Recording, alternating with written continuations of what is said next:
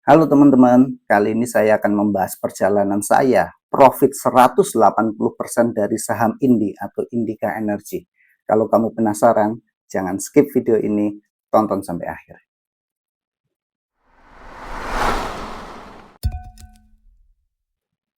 Oke ya, jadi kalau kita ingin membeli suatu saham, kita harus pastikan terlebih dahulu kita tahu bisnis di belakang emiten tersebut.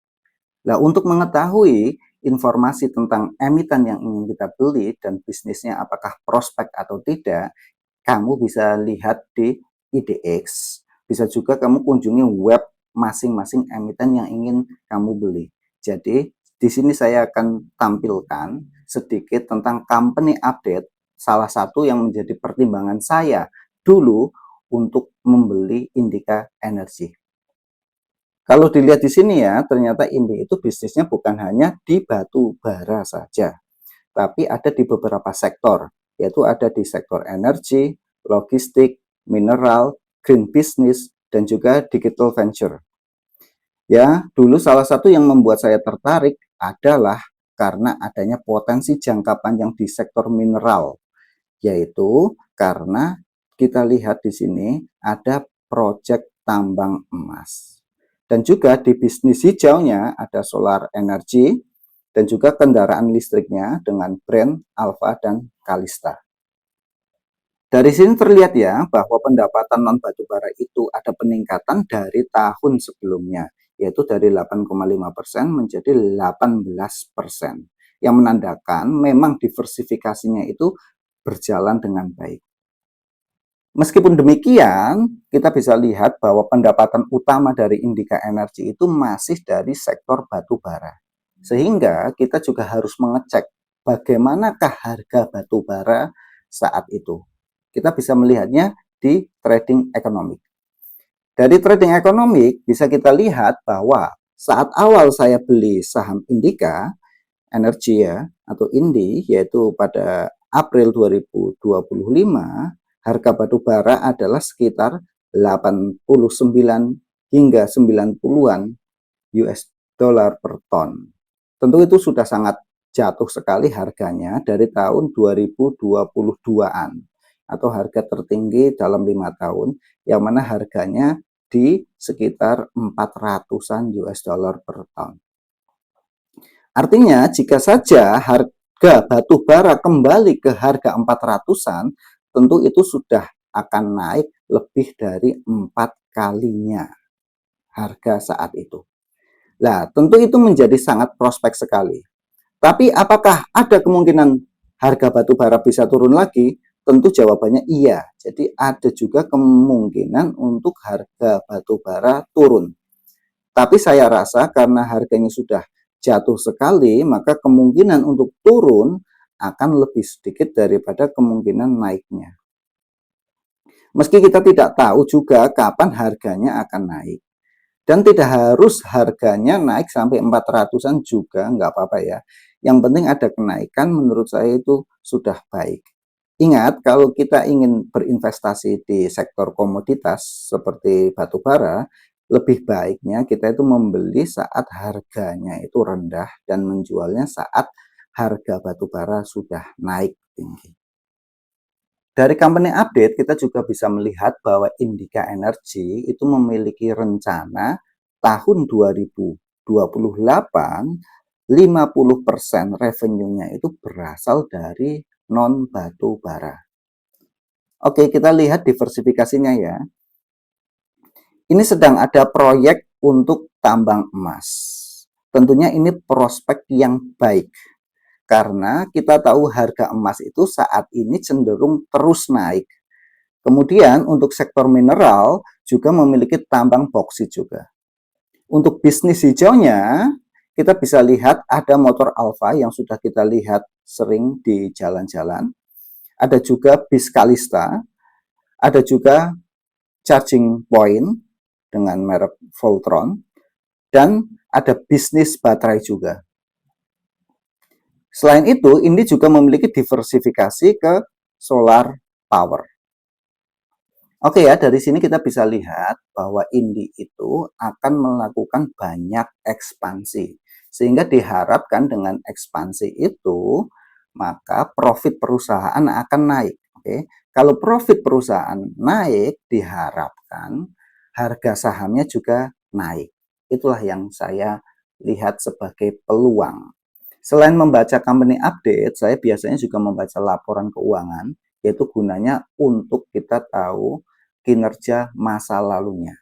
Kemudian saya juga mendengarkan podcast-podcast tentang direksi di Indi, terutama saya dulu banyak mendengarkan tentang Arsyad Rashid. Jadi kita bisa tahu visi misi dari direksinya saat itu. Kemudian jangan lupa juga kita harus tahu makroekonomi, arah ekonomi dunia kemana, dan kita juga harus sering membaca berita tentang emiten yang ingin kita beli.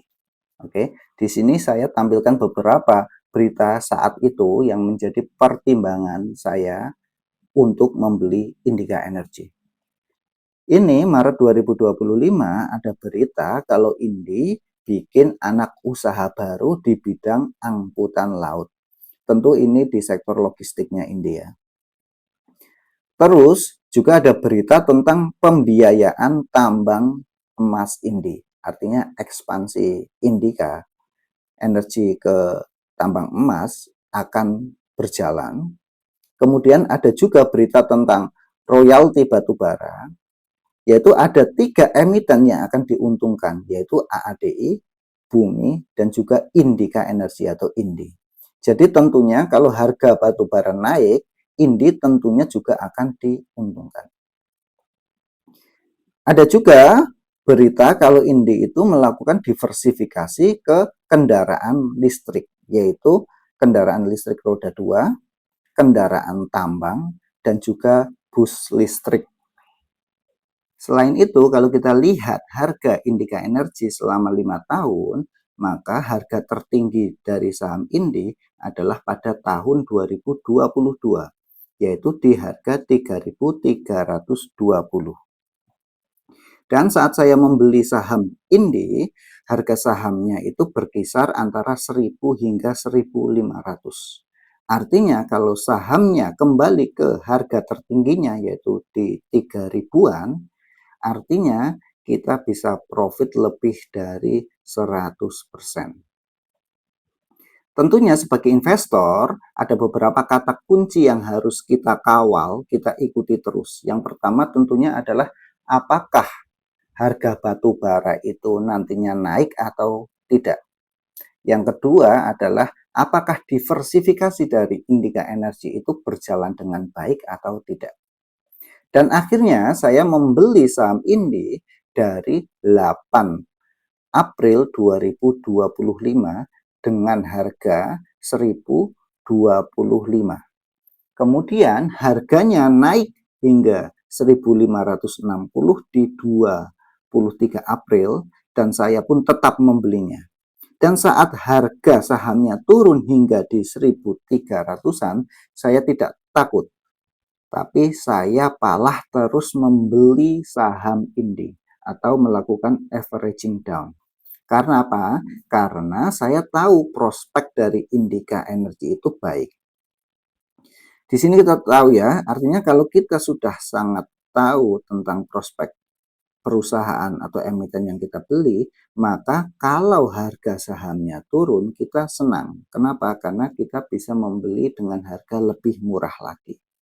Saya juga mendapatkan dividen pada 4 Juni 2025 dan saya membeli kembali berkali-kali di harga yang masih rendah secara bertahap hingga yang terakhir ada di 25 Agustus 2025 di harga 1.310. Sehingga harga rata-rata beli saya di Indica Energy adalah di sekitar 1.350.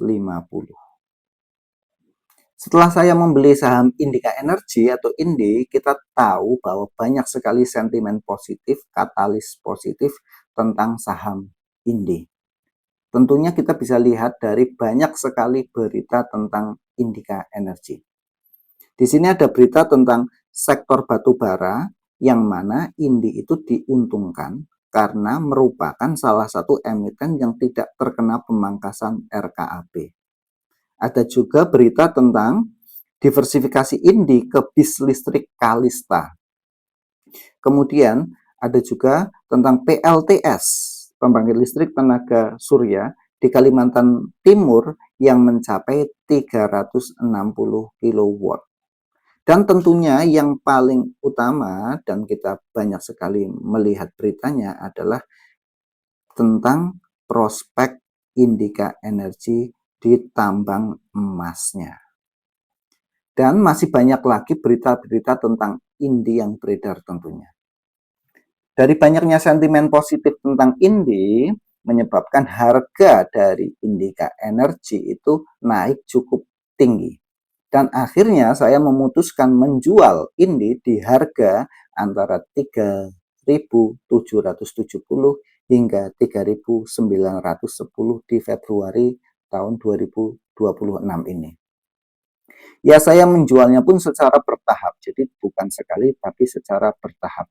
Sehingga harga rata-rata jual saya di 3.840-an. Atau saya bisa profit 183% dari saham INDI atau Indica Energy. Tentunya perjalanan saya di saham INDI sebenarnya tidak mulus-mulus saja ya. Sebenarnya kalau kita lihat saham INDI itu naik turun sebenarnya.